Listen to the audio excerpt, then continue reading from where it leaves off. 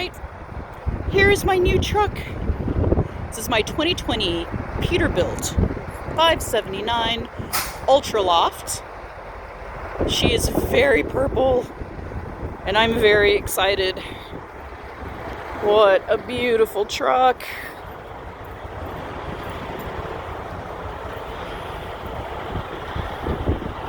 We did all the upgrades that we could that were offered to us.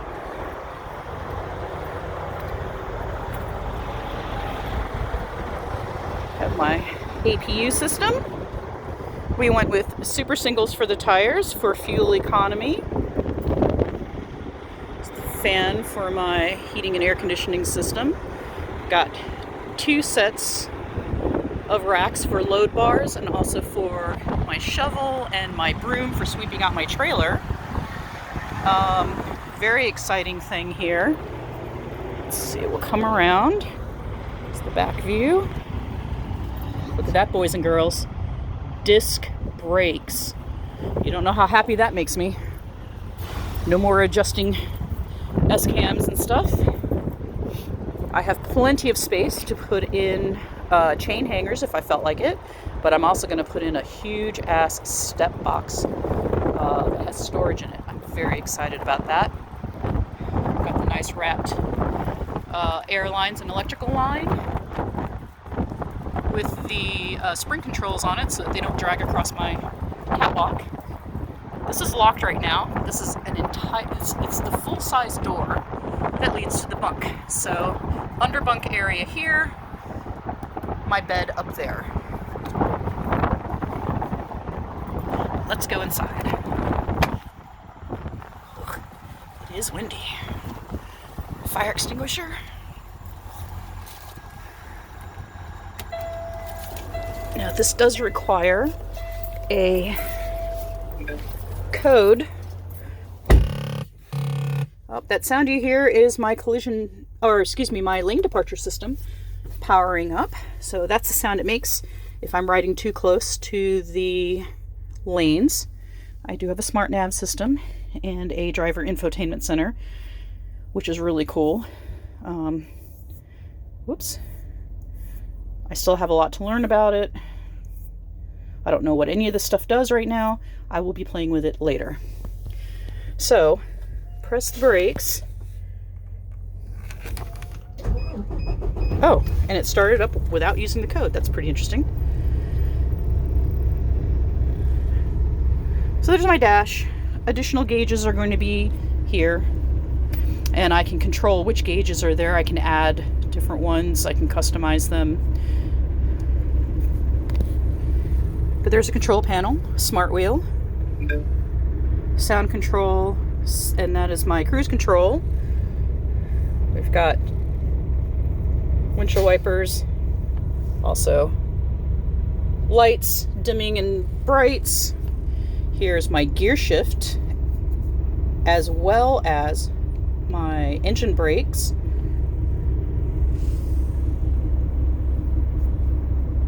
That must be, I don't know what that is. Oh, that must be manual mode. And these are my marker lights that I can signal on and off. There is so much space in here. It's ridiculous. Here's me standing. And you can see seat, Rollins leg, and seat. So much space. It's ridiculous. And look, it only has 2 pedals. That's going to take a while to get used to. No stick shift. I don't know what I'm going to do with myself. My IVG ELD system, which is going to be taken out because we don't use this style. I get an actual glove compartment instead of a fuse box there, and a nice little treat, a little lap tray table thing for whoever's the passenger. I'm not crazy about what Peterbilt did with these cabinets. It's nice for organization and keeping things tucked away where people can't see it, but there's a lot of space right here that could be utilized if they just left everything open, but we'll do what we can. Trays to put stuff, another cabinet above the driver's side. This is my, looks like it needs to be calibrated. Oh no, yeah, looks like it needs to be calibrated. This checks the air pressure on my tires for the truck. CB mount, which I'll have to have that installed. And this is the bunk area. When it came from the factory, they have the restraint system up. I personally do not allow anybody in the top bunk while the truck is moving. That is a dangerous place to be, even with the restraints. But it's nice that it's there, just in case.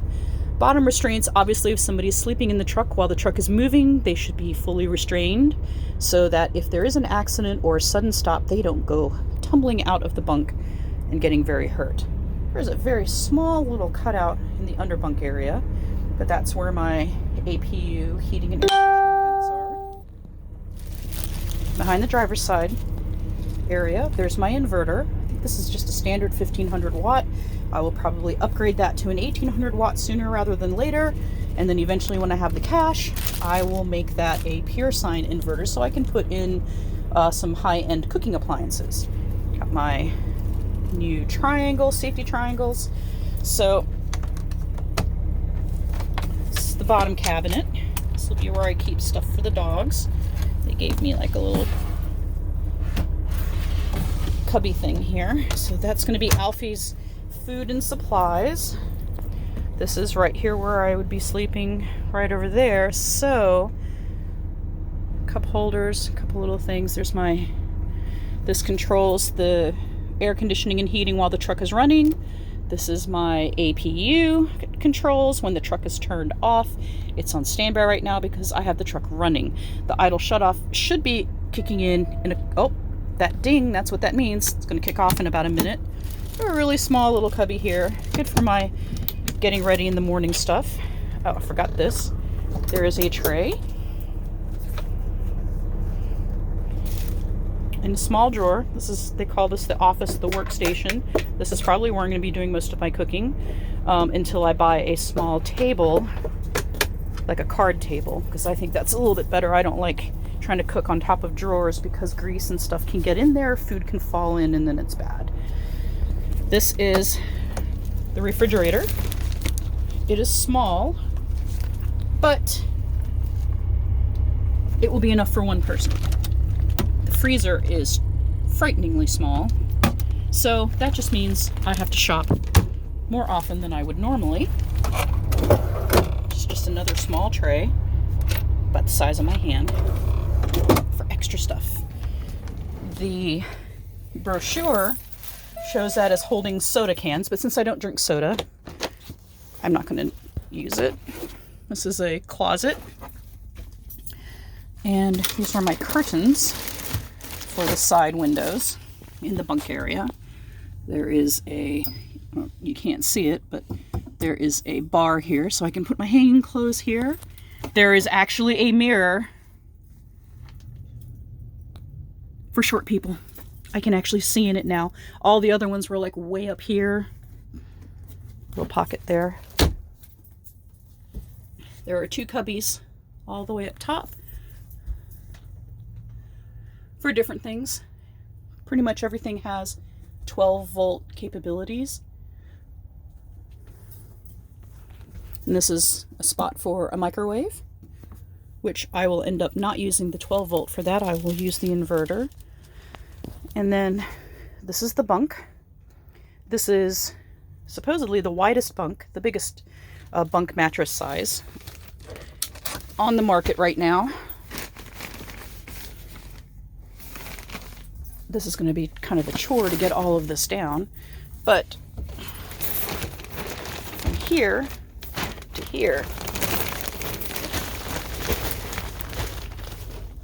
you could almost get two people in here.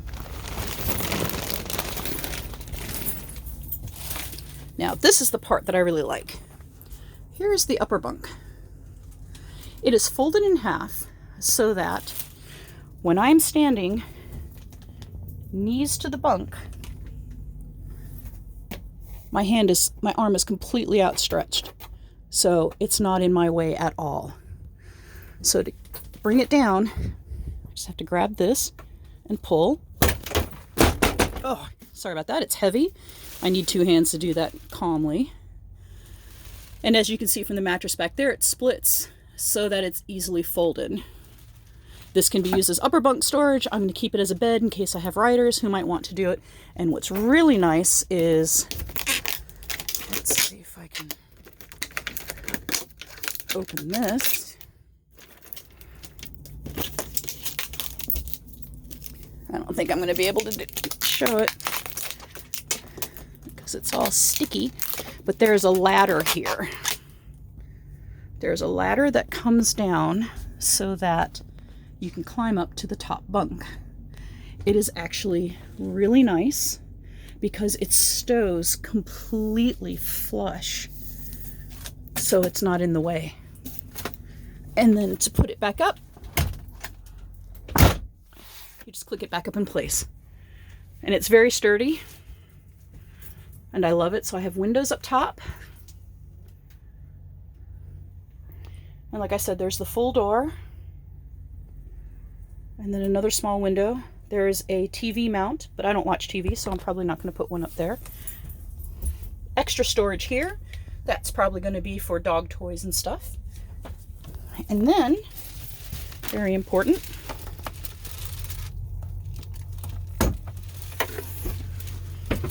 underbunk storage. So this was, like I said, the heating and HVAC unit back here. And then this is all the space I have to store whatever I need.